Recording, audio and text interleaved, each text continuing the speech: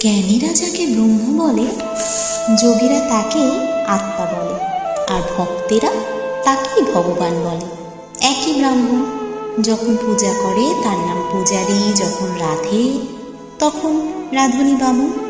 যে জ্ঞানী জ্ঞানযোগ ধরে আছে, সে নেতি নেতি এই বিচার করে, ব্রহ্ম এ নয়, ও নয়, জীব নয়, জগৎ নয়।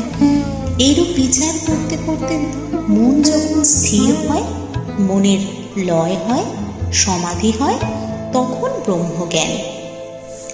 ব্রহ্মজ্ঞানের ঠিক ধারণা, ব্রহ্ম সত্য, জগৎ মিথ্যা, নামরূপ এসব স্বপ্নবৎ।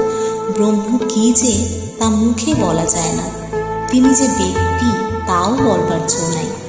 জ্ঞানীরা ঐরূপ বলে, যেমন বেদান্তবাদীরা। ভক্তেরা কিন্তু সব অবস্থায় লয়, জাগ্রত